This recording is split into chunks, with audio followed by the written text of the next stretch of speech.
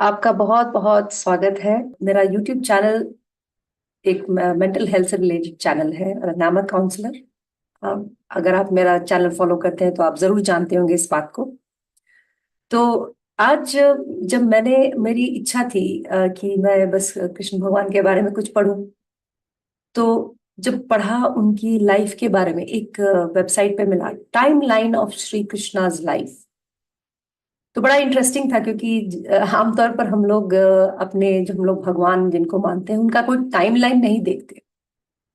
तो जब इनका टाइमलाइन दिखा तो I was kind of very surprise and very shocked. क्योंकि आमतौर पर भगवान की जो भगवान जो जितने हमारे हैं, राम हो, कृष्ण हो, इन सब के प्रति जो हमारी जो भावना है कि इनके अंदर कुछ चमत्कारिक शक्ति थी और उन्होंने अपना जीवन उन चमत्कारों के आधार पर जिया। मतलब उसमें उनका बहुत बड़ा रोल था। लेकिन जब आज हम श्री कृष्ण भगवान की बात कर रहे हैं, तो उनका जीवन जो है, मुझे ऐसा लगा बहुत ही संघर्षपूर्ण है। और जो संघर्ष उन्होंने एक मनुष्य के रूप में उनके जीवन में रहे हैं, वो हमारे किसी भी हम लोग जो साधारण लोग हैं उनसे जरा भी अलग नहीं थे। विशेष बात यह है स्पेशली कि इन्हें ऐसी कोई मतलब ऐसा कोई एविडेंस नहीं है, ऐसा कोई लिखा हुआ कहीं नहीं मिलता जहां पर ये पाया गया है कि भगवान श्री कृष्ण जो है वो किसी भी मतलब मानसिक मेंटल हेल्थ के शिकार हो। जबकि अगर आप इनका जीवन सुनेंगे फिर से, ये जो टाइमलाइन है, तो बहुत आश्चर्य होगा कि ऐसा उन्होंने इतना कुछ किया इतनी छोटी उम्र में, और सफलतापूर्वक उन्होंने अपना जीवन जिया। तो मुझे लगता है कि जितने भी अवतार हुए हैं हमारे, जो हमारे संस्कृति का भाग है, हिस्सा है, वो हम लोगों को प्रेरित करते हैं कि हम लोग अपना जीवन संघर्षों के साथ सेलिब्रेट करें, ना कि सिर्फ उन कुछ भागों को सेलिब्रेट करें। हर चीज को सेलिब्रेट किया जाना चाहिए। जब आपके जीवन में कठिनाइयां हो उनको भी सेलिब्रेट करें, ताकि उत्साह बना रहे। क्योंकि संघर्ष में तो ठीक है, आई अंडरस्टैंड कि आप गाना बजाना नहीं कर सकते, मिठाई शायद नहीं खा सकते, लेकिन सेलिब्रेट तो कर सकते हैं एज एन अपॉर्चुनिटी। तो श्री कृष्ण का जो जीवन था, जैसा आपको पता होगा कि उनके मामा थे कंस, जिन्हें किसी ने बताया था कि अगर ये जो आपकी बहन है देवकी, यानी श्री कृष्ण भगवान की माँ, बर्थ मदर, उन्हीं की कोई संतान आपका वध करेगी। तो वो तो राजा थे, डर गए। तो इस चूंकि वो राजा थे तो वो कुछ भी कर सकते थे। राजाओं के साथ एक छूट थी कि वो किसी को भी, किसी के भी साथ कुछ भी कर सकते थे। तो ऐसा ही कंस ने किया। श्री कृष्ण पहली संतान नहीं थे वासुदेव और देवकी जी की, उनकी आठवीं संतान थे, अगर मेरी याददाश्त सही है तो।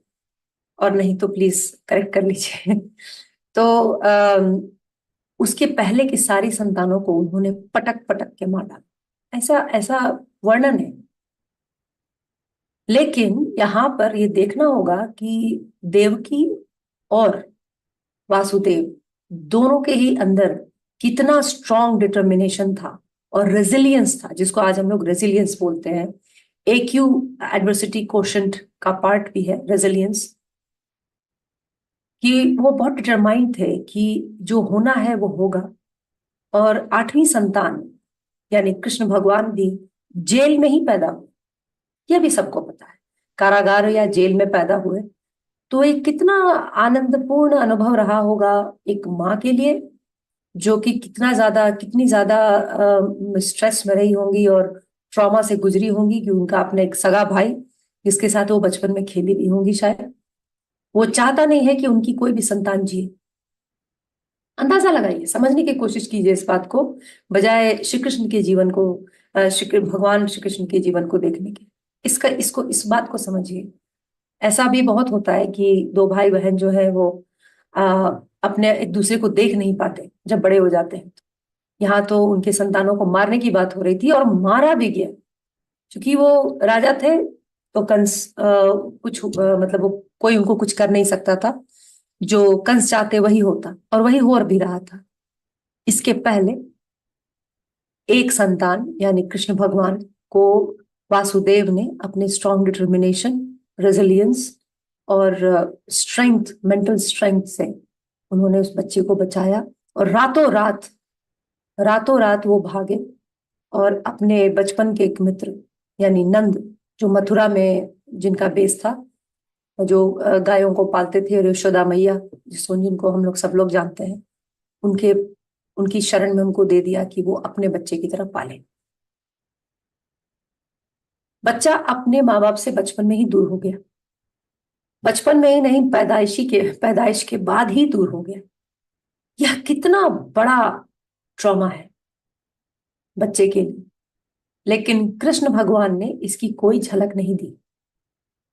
उनका बचपन जो है, मेरा ख्याल है हम लोग जितने भी भगवानों के बारे में अपने यहाँ अपनी धर्म संस्कृति में जानते हैं, उनमें सबसे जो आकर्षक, मनोहारी, चंचल जो जीवन था वो कृष्ण भगवान का ही था। गोपियों का जो हृदय उन्होंने जो जीता है, दिल जो जीता है, सब उन्होंने ही किया है। तो अपनी जो पालक माता और पिता है यानी यशोदा और नंद, इनके पास भगवान कृष्ण पले और वहां पर ही उनका नामकरण भी कृष्ण हुआ। मतलब उनके बर्थ मदर, फादर, पेरेंट्स को ये मौका भी नहीं मिला कि वो उनका नाम रख सके। मेरा ख्याल है ये तो अपने आप में एक बहुत ही ट्रैजिक और ट्रॉमेटिक बात है। लेकिन कृष्ण भगवान के जीवन और वो कितने दिन तक जिए, इसका इसकी बात मैं तभी बताऊंगी जब मैं उस पॉइंट पर पहुंचूं, क्योंकि वो भी अपने आप में बहुत ही प्रेरणादायी है। आज मेरा जो सेलिब्रेशन है कृष्ण भगवान का, वो यही हो रहा है आप लोगों के साथ।